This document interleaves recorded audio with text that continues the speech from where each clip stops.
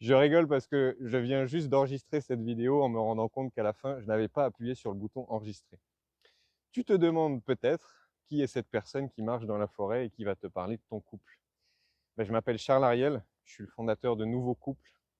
Mon métier, ma passion, mon drive, ce qui me donne envie de me lever le matin, c'est d'aider les couples dans lesquels il y a de l'amour, mais ce qu'ils vivent, c'est on s'aime, mais on se fait du mal. On n'arrive pas à se comprendre, on s'abîme, on retombe toujours dans les mêmes tensions. Et malgré notre bonne volonté, malgré peut-être le fait qu'on a appris à mieux communiquer, peut-être qu'on a fait une thérapie de couple, peut-être qu'on a fait des compromis et des efforts chacun, ben en fait, on n'y arrive pas. Et si on continue comme ça, ben potentiellement, dans 6 mois, notre relation s'arrête et on finit chacun avec une bonne grosse dose de souffrance psychique et émotionnelle. Et ce qui a créé ce drive chez moi, c'est que dans une précédente relation, j'ai vécu une histoire d'amour incroyable. Quand je te dis incroyable, tu vas peut-être voir des photos qui vont s'afficher là. On avait une connexion émotionnelle de dingue. On avait toujours envie d'être ensemble. Je me souviens des fois, on ne pouvait pas s'empêcher déjà de marcher main dans la main dans la rue. À la salle de sport, dès qu'on était sur deux machines différentes, bah, on se sentait loin, on avait envie de se rapprocher. On avait une compatibilité incroyable parce qu'on avait envie de faire les mêmes choses, on partageait notre goût de se faire des bons petits plats, une simplicité de vie qu'on avait aussi. Et rien que le fait d'être à deux, ça suffisait, on n'avait pas besoin de plus.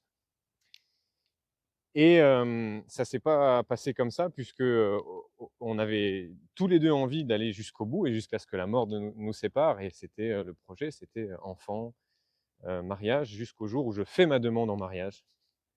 À la fin d'un cours de yoga devant une trentaine de personnes. Et là, sur l'estrade, je me mets à genoux et je lui fais ma demande, qu'elle a acceptée. Et ce qui s'est passé, c'est que 2 semaines et demie après, on se séparait définitivement.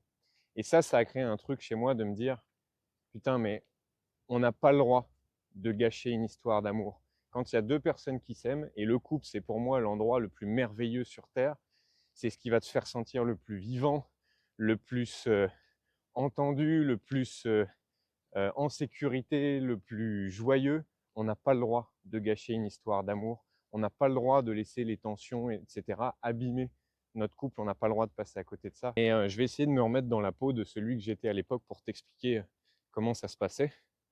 Donc au début, on a traversé la fameuse phase, tu sais, de lune de miel. Tout est beau, tout est rose. Même les petits défauts, bon, bah, en fait, ça passe.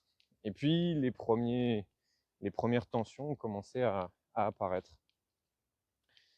Mais rien d'anormal.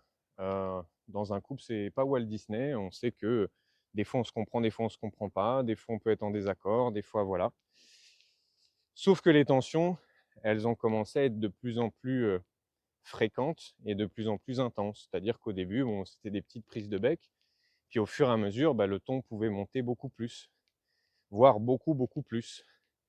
Et puis en fait, on s'aimait, mais on se faisait beaucoup de mal. Il y avait nos blessures qui étaient réactivées, parfois à tel point qu'on finissait épuisé émotionnellement. Moi, je me souviens que ça a impacté aussi ma vie personnelle et professionnelle, enfin en tout cas professionnelle.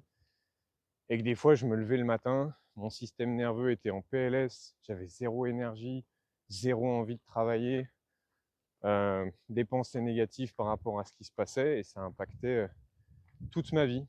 Ça pouvait nous arriver aussi de passer plusieurs heures, voire plusieurs jours en froid, alors qu'on habitait ensemble.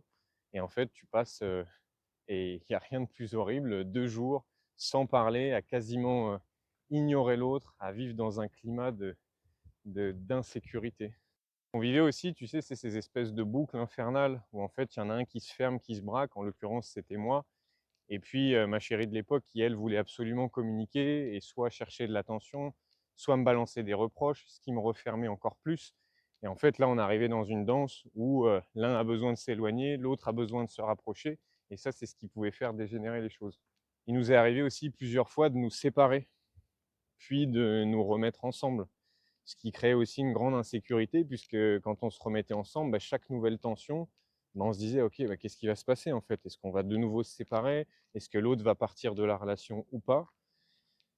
Et bah, en fait, la relation devenait beaucoup plus souffrante que jouissante, et pour autant, il y avait tellement d'amour qu'on se disait, mais non, mais en fait, on n'a pas le droit de gâcher ça, il faut qu'on avance ensemble, quoi. Et pour autant, on avait fait des choses. On avait tous les deux essayé d'avoir plusieurs conversations profondes et de mieux communiquer. Beaucoup, on avait chacun écrasé parfois notre ressenti intérieur parce qu'on voulait se rabibocher, parce qu'on aime l'autre et qu'on se dit bon ok, je vais un peu passer l'éponge, je me sens entendu un peu, pas complètement mais c'est pas grave. Même moi personnellement, des fois j'allais un peu dans les addictions pour apaiser mon ressenti intérieur. Bah ouais, un ou deux petits verres de vin, ça va te calmer intérieurement et tu as l'impression que tu passes à autre chose, mais en fait pas du tout.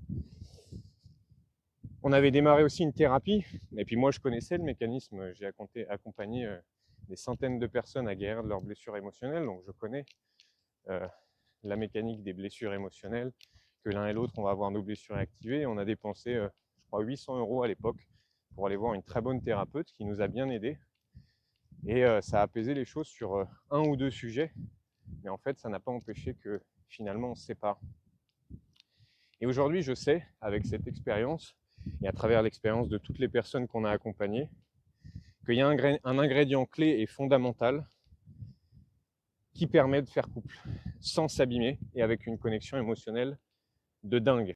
L'ingrédient fondamental, c'est pas aller en thérapie et guérir ses blessures. Non, parce qu'en fait, quand tu vas guérir une blessure en thérapie, il y a une nouvelle blessure qui va réapparaître, puis une nouvelle blessure, puis une nouvelle blessure. Et ce dont tu as besoin, c'est pas d'avoir du poisson, c'est d'apprendre à pêcher. C'est-à-dire comment je fais, malgré nos blessures et nos traumas réactivés dans le couple, pour qu'on puisse faire couple sans s'abîmer. Cet ingrédient fondamental, c'est pas non plus la communication. Combien de gens je croise dans notre accompagnement qu'on fait de la CNV ou qu'on regardait des vidéos de communication non violente, qui parlent avec une voix toute douce, qui savent s'exprimer avec bienveillance, parler de leurs ressentis, de leurs besoins, mais pour autant, ils revivent toujours les mêmes tensions, les mêmes disputes dans leur couple. Parce qu'en fait, la communication, c'est la surface, c'est le haut de l'iceberg. Mais tu peux avoir une super communication et pour autant que le problème du dessous ne soit pas réglé. La solution, l'ingrédient, c'est pas non plus de faire plus de compromis. Spoiler, les compromis, c'est même ce qui va bousiller ton couple parce que des compromis, ça va amener à t'écraser, à créer du ressentiment chez toi. Tu vas pas te sentir libre d'être toi, tu vas pas permettre à l'autre d'être libre d'être lui, et c'est ce qui va générer des futurs conflits. La plupart du temps, la séparation, elle vient pas d'un manque d'amour. Et moi, c'est ça qui me met en rage, c'est de se dire on a le droit de se séparer s'il n'y a plus d'amour. On n'a pas le droit de se séparer s'il y a encore de l'amour. Et la plupart du temps, ce qui fait qu'on se sépare, c'est pas un manque d'amour, c'est un manque d'intelligence de couple. Qu'est-ce que c'est l'intelligence de couple? Imagine que tu aies la capacité à partir de demain de sortir des tensions sans que ça dégénère, sans t'abîmer, sans abîmer l'autre, et même mieux que ça, que chaque tension devienne une occasion de vous rapprocher et de mieux vous comprendre. Imagine que demain, tu adoptes une posture qui te permette de, en amont, à la racine, dissoudre déjà tout un tas de conflits qui ne vont même plus avoir lieu parce que cette posture te le permettra. Imagine que dans ton couple, tu aies un degré de connexion émotionnelle avec l'autre, de connexion intime, qui va faire que même quand ça secoue, parce que le couple, ça va secouer, même quand ça secoue, on fait équipe. C'est pas toi contre moi, c'est nous deux contre le problème. Ça, c'est l'intelligence de couple. C'est un ensemble de connaissances et de compétences qui va permettre de faire couple sans s'abîmer. Et cette intelligence de couple, elle n'est pas innée. En fait, notre muscle d'intelligence de couple, il est atrophié à la base. On ne nous a jamais appris ça. On a un petit peu d'expérience avec nos précédentes relations, on a appris 2-3 trucs, mais en fait, on est inconscient d'énormément de choses.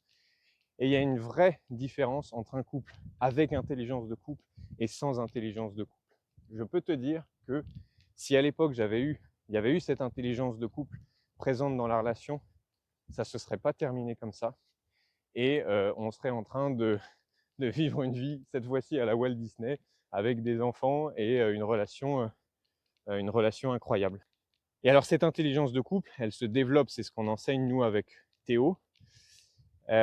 Et j'ai qu'un truc à te dire, si tu te reconnais dans cette vidéo, si tu sens que là, si tu continues comme ça, tu peux espérer que ça change, mais en fait, si tu es réaliste, dans quelques mois, si ça continue comme ça, vous allez vous séparer et que toi, tu as envie de faire le job.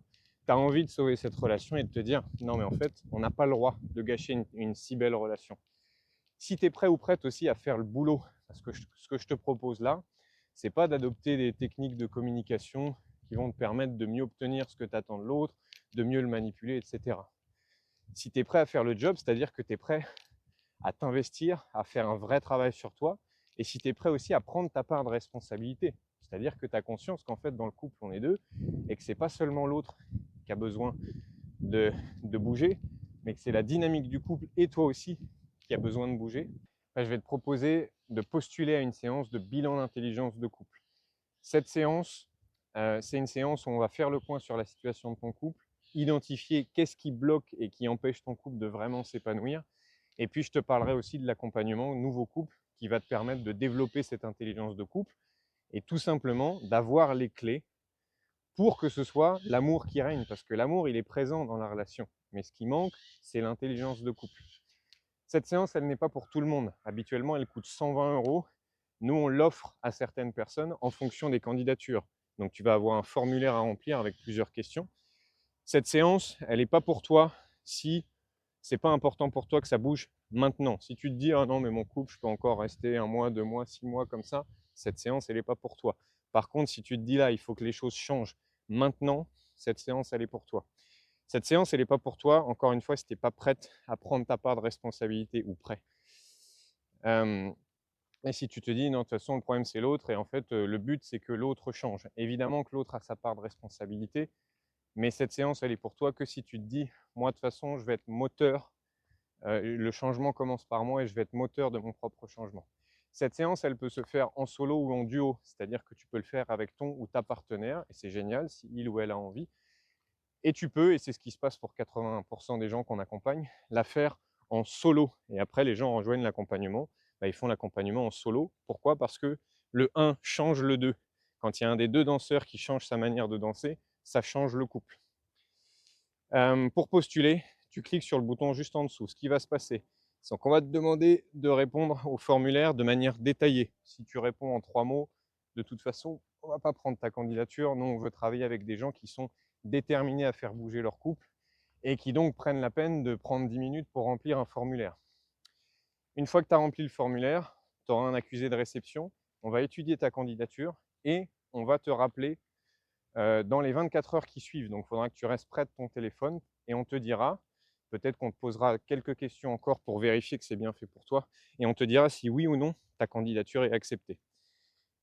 J'ai qu'un truc à te dire, bordel. Si cette vidéo t'a parlé et si tu n'as pas envie d'avoir des regrets et te dire dans 6 mois, en fait, on avait tout pour être heureux, mais ça s'est terminé, clique sur le bouton qui est juste en dessous.